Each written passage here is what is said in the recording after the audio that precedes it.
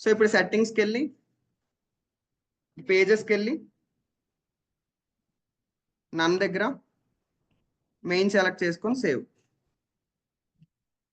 డిప్లో అవుతుందా? అవుతుందా? డిప్లో అవుతుందా అవ్వదు అది ఇప్పుడు?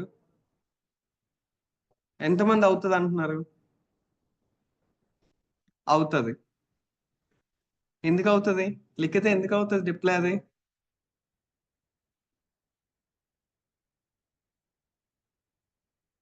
కానీ ఇక్కడ ఫైల్ నేమ్ ఏమని ఇచ్చాం మనం?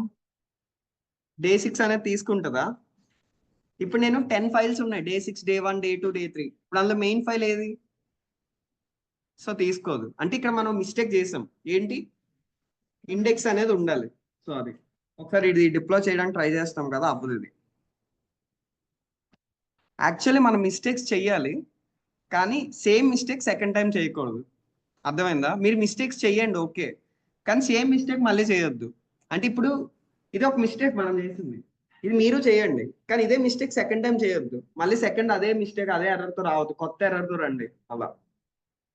సో ఓపెన్ చేద్దాం. ఇలా వచ్చింది. చాలా మందికి ఇలా వస్తుంది కదా, నాకు మెసేజ్ చేస్తున్నారు ఇలా వచ్చింది సార్ ఏంటి అని. ఇలా వచ్చిందంటే దాని మీనింగ్ ఏంటంటే మీరు ఇండెక్స్ ఫైల్ ఇవ్వలేదని అర్థం. ఓకే, ఇలా వస్తుంది అంటే ఇండెక్స్ ఫైల్ ఇవ్వలేదని, ఇండెక్స్ అనే నేమ్ ఇవ్వలేదని అలా. సో క్లియర్ ఇక్కడ దాకా? మరి ఇప్పుడు నేను మార్చాలి ఎలాగా, మరి ఏం చేయను? మళ్ళీ ఇప్పుడు నేను ఏంటంటే ఇది ఒక మోడిఫికేషనే కదా, మళ్ళీ ఇప్పుడు నేను రీనేమ్ చేయాలి. రీనేమ్ చేసి మళ్ళీ పంపాలి అంటే నేను ఎక్స్ట్రా వర్క్ మళ్ళీ చేసినట్టే. ఇది డే 2 అనుకుందాం. సో అప్పుడు సపోజ్ మళ్ళీ రీనేమ్ జస్ట్ ఇండెక్స్, అక్కడ ఆల్రెడీ HTML ఉంది. ఇండెక్స్ స్మాల్లోనే ఉండాలి, స్పేసెస్ ఉండకూడదు. ఇండెక్స్ 1, ఇండెక్స్ 2, ఇండెక్స్ 3 ఇలాంటివి ఏమి ఉండకూడదు, ఓన్లీ ఇండెక్స్ అంతే. ఇప్పుడు ఇక్కడ చేంజ్ అయింది కదా, చేంజ్ అయిందా లేదా అలా చెక్ చేస్తాం మనం.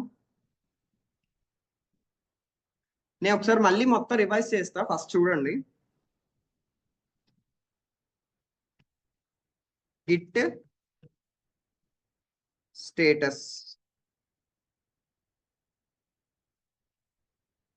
ఏంటి, ఇక్కడ ఏదో ఏమొచ్చింది?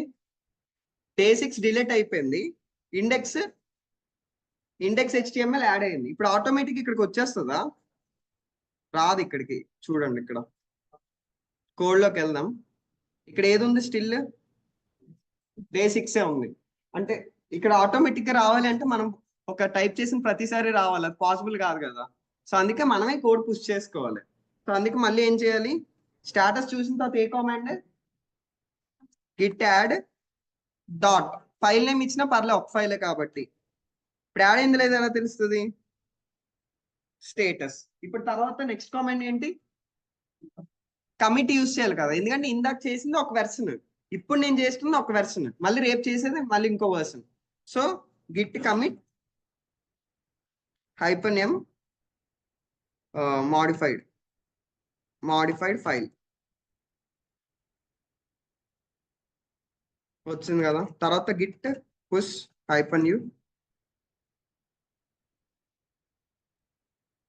ఆరిజిన్ మెయిన్ ఇలా.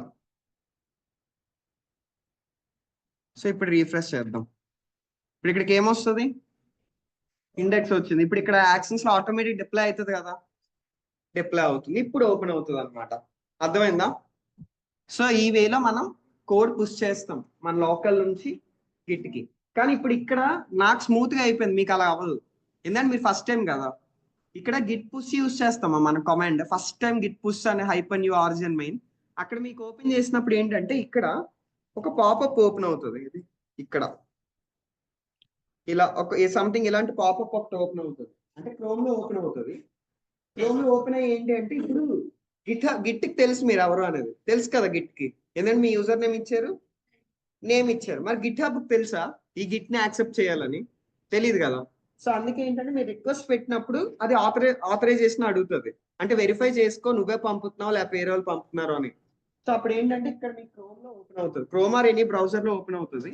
ఓపెన్ అయిన తర్వాత అది ఇలా ఓపెన్ చేసి అక్కడ ఓపెన్ అయిన తర్వాత మీకు సంథింగ్ లైక్ ఆథరైజ్ అవన్నీ వస్తాయి, మీకు పాస్వర్డ్ అడుగుతుంది, అవన్నీ క్లిక్ చేస్తే మీకు కోడ్ పుష్ అవుతుంది. అలా ఎవ్రీ టైం అడగదు, ఓన్లీ ఫర్ ఫస్ట్ టైం అడుగుతుంది అంతే. ఇప్పుడు డిప్లాయ్ అయిపోయింది, ఇప్పుడు చూద్దాం ఒకసారి.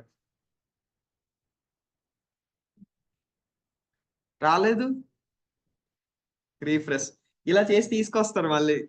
సార్ నేను అన్ని కరెక్ట్ ఇచ్చి రాలేదు అంటారు, అన్ని కరెక్ట్ ఇస్తారు, రీఫ్రెష్ చేయరు. ఇలా క్లియరా, వచ్చింది కదా. సో ఇలా చేయొచ్చు అనమాట. సో ఒకసారి